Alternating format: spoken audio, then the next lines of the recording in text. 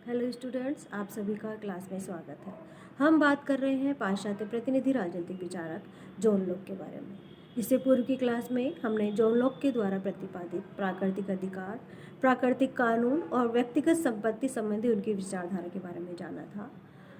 हमने ये देखा कि उन्होंने व्यक्त किया है कि प्रत्येक व्यक्ति को जो है जन्म के साथ ही 3 प्राकृतिक अधिकार प्राप्त होते हैं। उनमें है जीवन का अधिकार, स्वतंत्रता का अधिकार और व्यक्तिगत संपत्ति का अधिकार। उन्होंने ये भी जो है अपनी बात कही कि सामाजिक समझौते के माध्यम से जबकि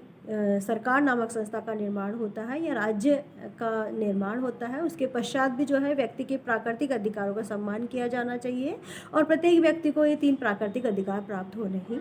चाहिए। प्राकृतिक कानूनों के बारे में भी उन्होंने ये कहा कि राज्य जो है वो प्राकृतिक कानूनों के नियंत्रण में रहेगा और उनके अनुसार ही कार्य करेगा। तो इस प्रकार से हमने उनके द्वारा वर्णित प्राकृतिक अधिकार, प्राकृतिक कानून और व्यक्तिगत संपत्ति संबंधी विचारधारा के बारे में जाना था। उनकी विभिन्न आलोचकों के द्वारा आलोचनाएं भी की गई थी कि उनके जो प्राकृतिक अधिकार है या प्राकृतिक अधिकार संबंधी उनकी जो धारणा है वो आज के परिप्रेक्ष्य में ठीक नहीं है। तो विभिन्न विद्वानों ने उनकी आलोचना भी व्यक्त की थी, वो आपको मैंने कल बताई थी। आज हम बात करेंगे लॉक के द्वारा प्रतिपादित राज्य और धर्म संबंधी विचार। लॉक के समय इंग्लैंड में प्रोटेस्टेंट और कैथोलिक धर्म के अनुयायियों के द्वारा जो है उनमें संघर्ष व्याप्त था। उन अनुयायियों में शक्ति के लिए संघर्ष व्याप्त था और वह संघर्ष जो है वो राजनीतिक स्थितियों को जो है विकृत कर रहा था या राजनीतिक जो संस्थाएं हैं उनको जो है वो दबाने का प्रयास कर रहा था। या ये कहा जा सकता है कि धार्मिक अनुयायी द्वारा जो है लगातार संघर्ष के माध्यम से राजनीतिक स्थितियां जो है वो खराब हो रही थी, राजनीतिक कार्य क्षेत्र में बाधा उत्पन्न हो रही थी। तो इसका जो है लॉक ने विरोध किया। उन्होंने कहा कि धार्मिक क्षेत्र में इस तरीके का संघर्ष व्याप्त नहीं होना चाहिए। उन्होंने अपने धर्म संबंधी विचार अपनी पुस्तक लेटर्स ऑन टॉलरेशन में प्रतिपादित किया। लॉक से पहले भी रॉबर्ट ओवेन, विलियम दी सॉयलेंट, रिचर्डसन और मिल्टन जैसे विद्वानों ने धर्म के आधार पर किए जाने वाले दमन को अनुचित माना था। तो इस प्रकार से लॉक ने भी जो है धर्म के आधार पर ये जो दमन किया जा रहा था, संघर्ष किया जा रहा था, शोषण किया जा रहा था, उसको उन्होंने अनुचित माना था। तो इन विद्वानों की तरह लॉक ने भी जो है धार्मिक आधार पर व्यक्तियों का जो दमन था वो अनुचित माना था और इस आधार पर उन्होंने धार्मिक क्षेत्र में राज्य की तटस्थता की बात कही थी। इसके साथ साथ उन्होंने जो है धार्मिक सहिष्णुता की बात कही थी, अर्थात धार्मिक क्षेत्र में राज्य का हस्तक्षेप नहीं रहेगा और सभी धर्मों का सम्मान जो है राज्य के द्वारा किया जाएगा। इस बात का प्रतिपादन उन्होंने किया था। अब हम हॉब्स से यदि लॉक के विचारों की तुलना करते हैं धर्म के संबंध में तो हम पाएंगे कि हॉब्स जो थे वो धर्म को राज्य के अधीन बताते थे। अर्थात उन्होंने अपनी पुस्तक में लेवियाथन, जो उनकी पुस्तक का नाम था, उस पुस्तक में उन्होंने कहा कि धर्म को जो है राज्य के अधीन होना चाहिए, अर्थात राज्य के नियंत्रण में धर्म होना चाहिए, उसकी उपासना जो है वो राज्य के नियंत्रण में होनी चाहिए। क्योंकि उन्होंने उस समय ये पाया था कि विभिन्न जो धर्माधिकारी हैं उनके द्वारा राजनीतिक शक्तियों पर हस्तक्षेप किया जा रहा है और उन धर्माधिकारियों के द्वारा जो है लोगों का शोषण किया जा रहा है, दमन किया जा रहा है धर्म के आधार पर, और धर्म के आधार पर वो राजनीतिक क्षेत्र की शक्तियां भी अपने हाथों में लेना चाहते थे। तो इस प्रकार की परिस्थितियां उन्होंने जब देखी तो उन्होंने इस बात का निर्माण किया कि धर्म को जो है राज्य के अधीन होना चाहिए, अर्थात राज्य जो है वो सर्वोपरि होना चाहिए और धर्म जो है वो व्यक्ति की उपासना की वस्तु है, इसलिए धर्म की उपासना और उसका प्रचार प्रसार भी राज्य के अधीन होना चाहिए, ऐसा हॉब्स ने माना। जबकि लॉक जो थे उनके विचार बिल्कुल अलग थे। लॉक ने इस संदर्भ में ये माना कि धर्म पे जो है राज्य का नियंत्रण नहीं होना चाहिए, अर्थात धर्म को जो है बिल्कुल स्वतंत्र छोड़ देना चाहिए, क्योंकि उनका ये मानना था कि विश्वास जो है, धार्मिक विश्वास जो है वो विवेक और हृदय की बात होती है, अर्थात धार्मिक विश्वास जो है वो व्यक्ति की आंतरिक वस्तु होती है और उस विश्वास को किसी भी राजनीतिक शक्ति के द्वारा नियंत्रण नहीं किया जाना चाहिए, या उस विश्वास पर किसी भी राजनीतिक शक्ति के द्वारा नियंत्रण नहीं किया जा सकता, क्योंकि व्यक्ति किसी भी धर्म की उपासना करता है, उसके प्रति विश्वास करता है, उसकी आत्मा में उस धर्म के प्रति यदि कोई विश्वास है, आस्था है, तो उस आस्था को जो है कोई भी राज्य नियंत्रित नहीं कर सकता, उसको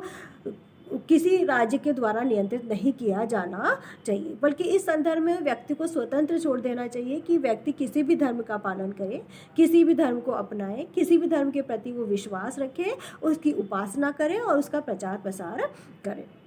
विभिन्न धर्मों का अस्तित्व उसकी सामुदायिकता को नष्ट नहीं कर सकता। अर्थात लोक ने कहने का प्रयास किया कि एक राज्य में यदि एक से अधिक धर्म के पालन करने वाले व्यक्ति होते हैं, तो इसका मतलब ये नहीं है कि उस राज्य की एकता को खतरा उत्पन्न हो रहा हो, या उस राज्य की एकता पर कुठाराघात हो रहा हो, या सभी व्यक्ति जो है वो सामुदायिक रूप से एकता के साथ नहीं रह पा रहे हो, या एकता के साथ अपना जीवन व्यतीत नहीं कर पा रहे हो। ऐसा बिल्कुल भी नहीं है, क्योंकि धर्म आंतरिक वस्तु है और सभी व्यक्ति जो है अपने विश्वास के अनुसार, अपनी आस्था के अनुसार विभिन्न धर्मों का पालन कर सकते हैं, उनका आदर कर सकते हैं। ये उनकी आंतरिक वस्तु होती है। धर्म के आधार पर कभी भी जो है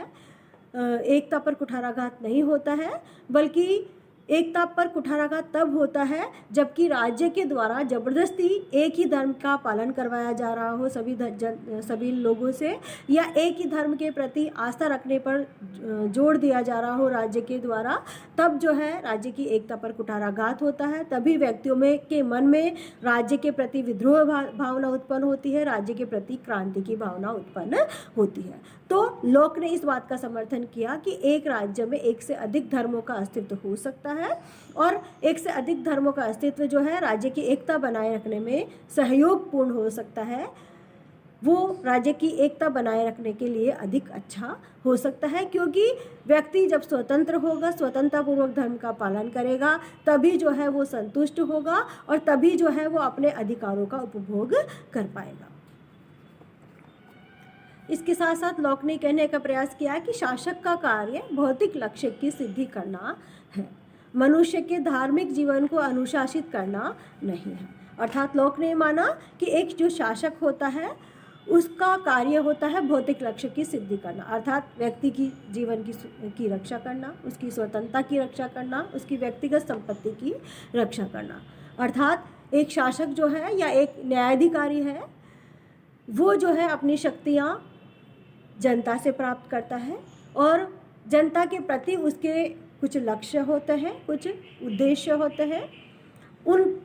लक्ष्यों को और उन उद्देश्यों को पूरा करना जो है उसका कार्य होता है। तो इस प्रकार से शासक का कार्य जहाँ से वो शक्ति प्राप्त कर रहा है उनके प्रति होता है, अर्थात वो जनता से शक्ति प्राप्त कर रहा है तो जनता के जीवन की रक्षा करना, समाज के लोगों के सुरक्षा, स्वतंत्रता की रक्षा करना, उसकी संपत्ति की रक्षा करना उसका कार्य होना चाहिए। वो जो है उसकी शक्ति का आधार धार्मिक आधार नहीं है या ईश्वरीय शक्ति उसका जो है शक्ति का आधार नहीं है, अर्थात शासक जो है वो शक्ति ईश्वर से प्राप्त नहीं करता है, इसलिए धार्मिक जीवन जो है या धार्मिक क्षेत्र में उसका हस्तक्षेप भी ठीक नहीं है। अर्थात मनुष्य को धार्मिक आधार पर अनुशासित करना उसका कार्य नहीं है, बल्कि उसके द्वारा जो है सिर्फ भौतिक लक्ष्यों को सिद्ध किया जाना चाहिए। धार्मिक क्षेत्र में मनुष्य को स्वतंत्र छोड़ देना चाहिए, अर्थात व्यक्ति जैसा चाहे उस प्रकार के वो धर्म की उपासना करे, उस प्रकार जो है धर्म के प्रति वो आस्था रखे। फिर है राज्य की नीति धार्मिक सहिष्णुता की होनी चाहिए। अर्थात लोक ने माना कि एक राज्य जो है उसकी नीति धार्मिक सहिष्णुता की होनी चाहिए, अर्थात प्रत्येक धर्म के प्रति उसके जो है उसका सिद्धांत प्रत्येक धर्म के प्रति सम्मान का होना चाहिए, प्रत्येक धर्म के प्रचार प्रसार के लिए उसके द्वारा सहयोग किया जाना चाहिए, राज्य का कोई धर्म नहीं होना चाहिए और राज्य का किसी धर्म के प्रति विरोधी नीति भी नहीं होनी चाहिए। तो इस प्रकार से लोक ने राज्य में धार्मिक सहिष्णुता की बात कही, सभी धर्मों के सम्मान की जो है उन्होंने बात कही कि राज्य के द्वारा सभी धर्मों का सम्मान किया जाना चाहिए, सभी धर्मों का आदर राज्य के द्वारा किया जाना चाहिए। फिर लोक का कथन है कि आत्मा और कॉमनवेल्थ की जिम्मेदारियां बिल्कुल अलग अलग है, अर्थात वही बात आ जाती है कि लोक ने कहा कि शासन व्यवस्था के ऊपर जो है कॉमनवेल्थ की जिम्मेदारी है और उसके द्वारा उन्हीं जिम्मेदारियों को पूरा किया जाना चाहिए जिन जिम्मेदारियों के द्वारा जो है उनका जिन जिम्मेदारियों के लिए उनका जो है निर्धारण हुआ है। धर्म जो है वो आत्मा की वस्तु है और उसे जो है स्वतंत्र छोड़ देना चाहिए। लॉक ने अपने सहिष्णुता से कैथोलिक, मुसलमानों तथा नास्तिकों को वंचित रखा, अर्थात उन्होंने धार्मिक सहिष्णुता की बात कही थी और ये कही थी कि सभी धर्मों के प्रति, सभी संप्रदायों के प्रति जो है प्रेम और सम्मान की भावना राज्य में होनी चाहिए या सभी धर्मों का सम्मान हमारे द्वारा किया जाना चाहिए। लेकिन उन्हें अपनी सहिष्णुता से जो है कैथोलिक को अलग रखा, अर्थात उन्होंने माना कि कैथोलिक की आस्था जो है वो विदेशी शक्ति के प्रति है। दूसरी बात उन्होंने कही कि मुसलमानों अर्थात मुसलमान जो है वो भी विदेशी कानून का समर्थन करने वाले हैं और ये यूरोपीय कानून के विरुद्ध है, इसलिए उन्होंने मुसलमानों को अपनी सहिष्णुता से अलग रखा। तीसरा, उन्होंने जो है नास्तिकों को भी जो है सहिष्णुता से वंचित रखा, क्योंकि उनका ये मानना था कि नास्तिकों का जो है वो ईश्वरीय शक्ति में विश्वास नहीं है, इसलिए नास्तिकों के प्रति भी सहिष्णुता की जो है उन्होंने बात नहीं रखी। फिर धर्म की आड़ में यदि व्यक्ति राज्य का विरोध करता है तो लोक उसके विरुद्ध धर्म प्रयोग की सलाह देता है, अर्थात लोक का ये मानना था कि कई बार धर्म की आड़ में, धार्मिक कानूनों की आड़ में, धार्मिक परंपराओं की आड़ में जो है व्यक्ति या धार्मिक गुरु जो है वो राज्य की शक्ति का विरोध करते हैं या राज्य की शक्ति पर आधिपत्य करना चाहते हैं, तो ऐसी स्थिति में उन्होंने बल प्रयोग की सलाह दी कि ऐसी स्थिति में राज्य द्वारा बल प्रयोग करके उन व्यक्तियों के कार्यों को खदेड़ा जा सकता है या उनका दमन किया जा सकता है। निष्कर्ष तौर पे कहा जा सकता है कि लॉक की इस प्रकार की सहिष्णुता की नीति का आधार राजनीतिक सुरक्षा है। यदि धर्म इसमें बाधक हो तो राज्य उसके विरुद्ध कार्रवाई कर सकता है, अर्थात लॉक की इस प्रकार की सहिष्णुता का आधार जो है वो राजनीतिक सुरक्षा था। राजनीतिक क्षेत्र में जो है वो धर्म के आधिपत्य की बात को उन्होंने नकारा, अर्थात राजनीतिक क्षेत्र में धर्म का कोई आधिपत्य नहीं रहेगा और धर्म के क्षेत्र में भी जो है राज्य का कोई आधिपत्य नहीं रहेगा या हस्तक्षेप नहीं रहेगा, परंतु धर्म गुरुओं के द्वारा यदि राजनीतिक क्षेत्र में आधिपत्य किया जाता है, राजनीतिक सत्ता को नुकसान पहुंचाने का प्रयास किया जाता है, तो ऐसी स्थिति में राज्य के पास भी अधिकार है कि वो उनके इस प्रयास को जो है नकार सकता है, वो उनके इस प्रयास को जो है खदेड़ सकता है।